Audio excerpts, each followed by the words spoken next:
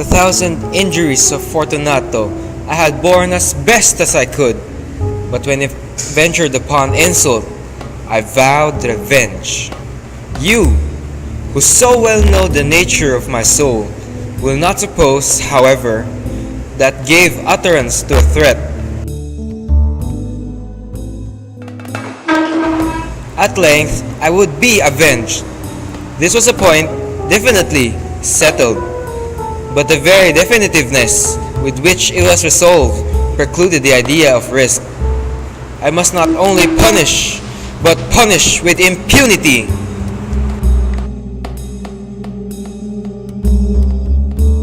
A wrong is unredressed when retribution overtakes its redresser. It is equally unredressed when the avenger fails to make himself felt as such to him who has done the wrong.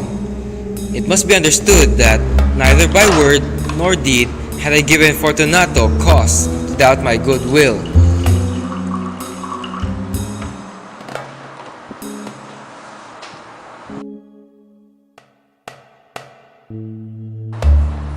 I continued, as was my into smile in his face, and he did not perceive that my smile now was at the thought of his immolation.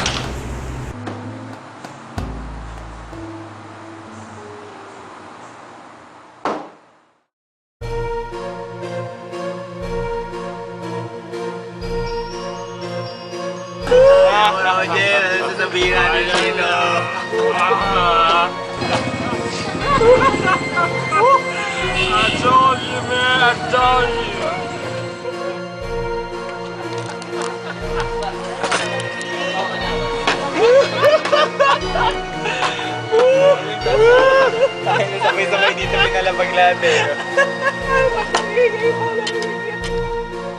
And then they told you're an asshole.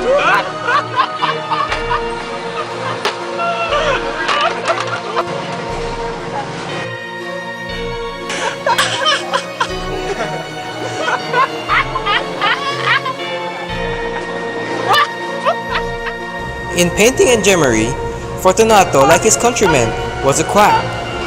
But in the matter of old wines, he was sincere.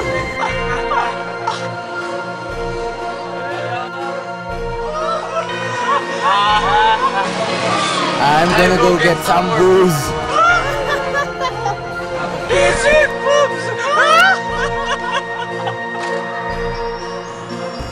He had a weak point, this Fortunato.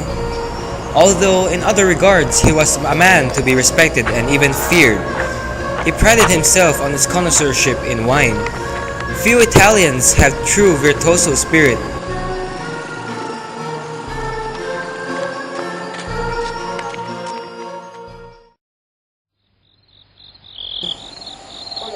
It was about dusk, one evening during the supreme madness of the carnival season, that I encountered my friend. He accosted me with excessive warmth, for he had been drinking much. The man wore motley. My dear Fortunato, you are luckily met. How remarkably well you are looking today. He had on a tight-fitting party-striped dress, and his head was surmounted by the conical cap and bells. I was so pleased to see him that I thought I should never have done wringing his hand. But I have received a pipe of what passes for Amontillado, and I have myself. How? Amontillado? A pipe? Impossible! And in the middle of the carnival! I have my doubts, but I was silly enough to pay the full Amontillado price without consulting you in the matter. Amontillado! I have my doubts. Amontillado! And I must satisfy them. Amontillado! As you are engaged, I am on my way to Lucrezi. No! Lucrezi cannot tell Amontillado from Sherry. Let's go! Whither? To your vault! My friend, no! I do not want to impose upon your good nature. I perceive you have an engagement. I don't have an engagement. Let's go. No. It's not about your engagement. It's about your cold. Let's go nevertheless. This cold is nothing.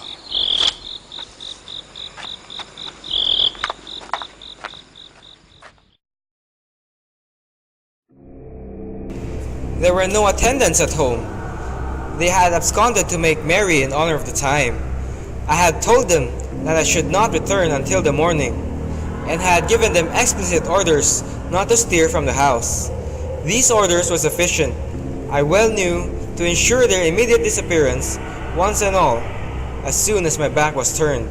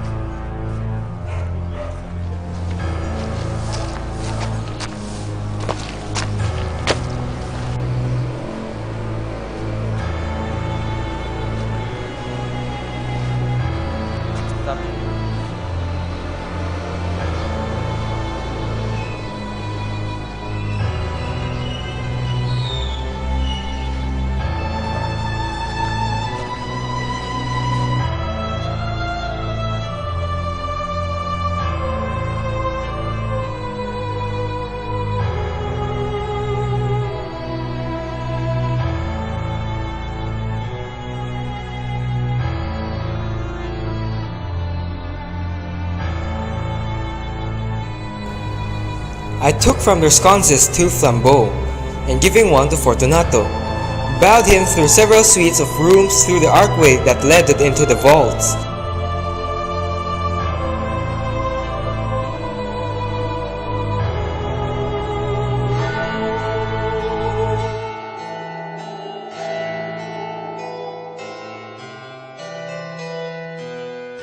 I passed down a long and winding staircase, requesting him to be cautious as he followed.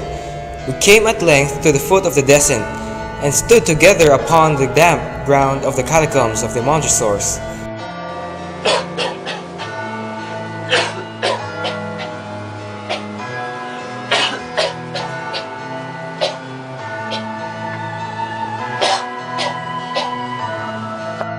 The gait of Fortunato was unsteady, and the bells upon his cap jingled as he strode.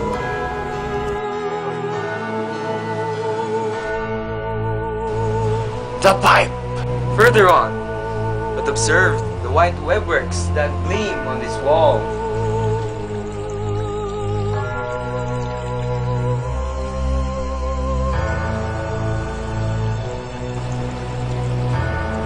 Neither.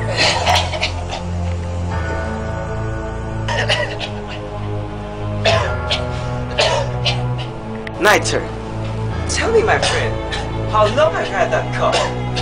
This cough is nothing. I won't die of this cough.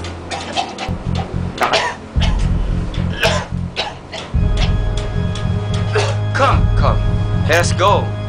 You're held precious, admired, been loved, respected, and happy as once I was.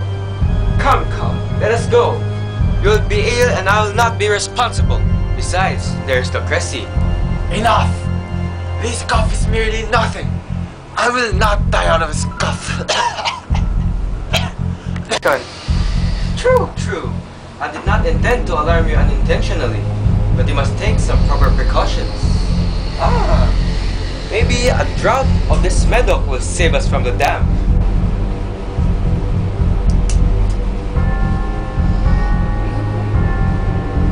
Drink. I drink to the bury and repose around us. And I to a long life.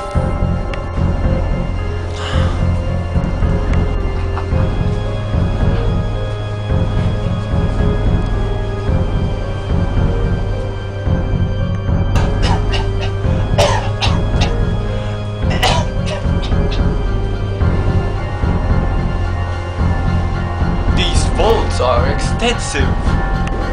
Montre's soul were a great and numerous family.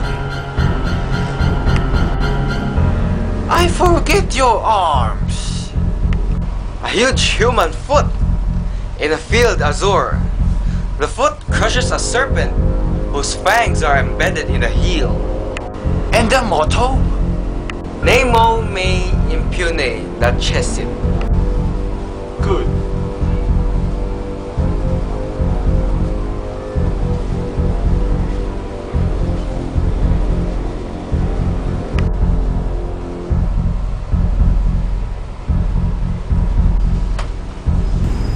At the most remote end of the crypt, there appeared another less spacious. Its walls had been lined with human remains, piled to the vault overhead, in the fashion of the great catacombs of Paris.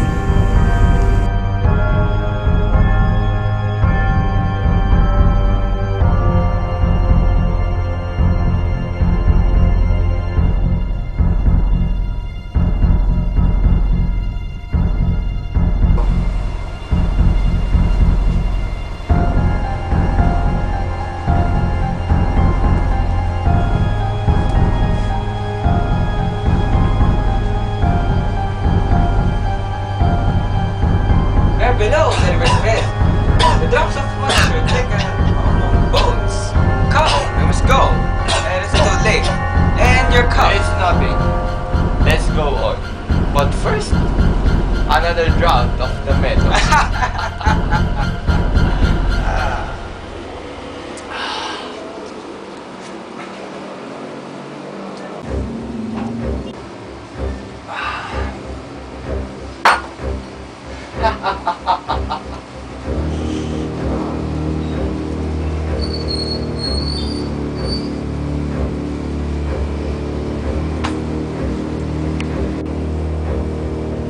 You do not comprehend? Not I. Then you are not of the Brotherhood. How? You are not of the Masons. Yes, yes, oh yes. You? Impossible. A Mason? Yes. A sign. Give me a sign. It is this. You jester. Let us proceed to Amontillado. Be it so.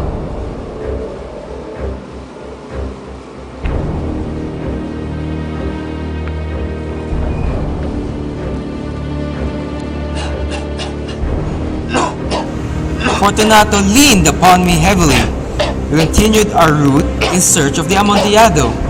We passed through a range of low arches, descended, passed on, and descending again.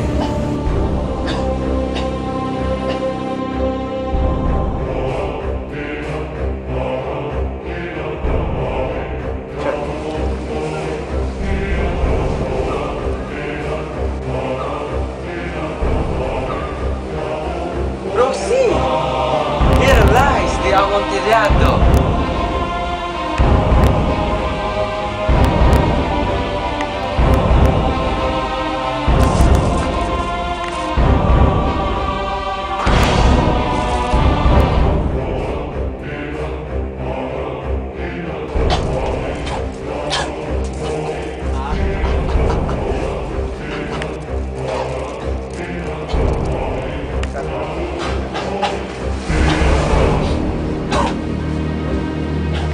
Pass your hand over the wall. You cannot help feeling the nitre. Indeed, it is very damp. Once more, let me implore you to return.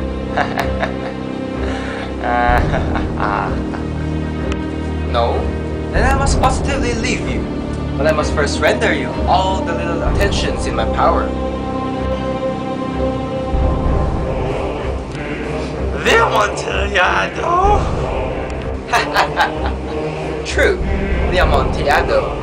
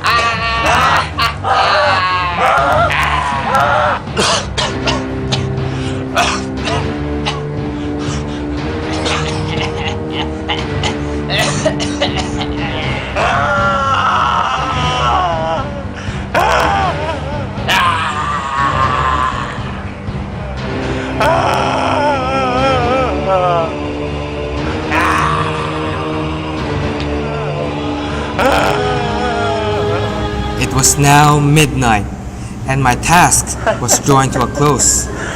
A very good joke indeed. An excellent jest. We will have many laugh about it at the palazzo. Over our wine. Yes, the Amontillado. But is it not getting late? Will they not be waiting for us at the palazzo? The Lady Fortunato and the rest. Let us begun. Yes, let us begun. For the love of God, Montresor! Yes, for the love of God.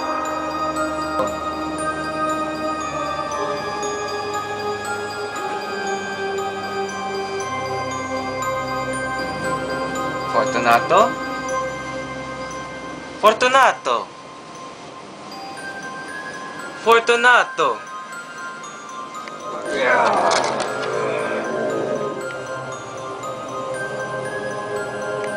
My heart grew sick. Maybe it was the dampness of the catacombs that made it so. I hastened to make an end of my labor.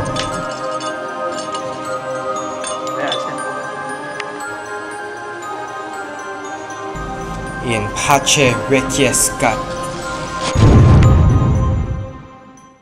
For the half of a century, no mortal has disturbed them.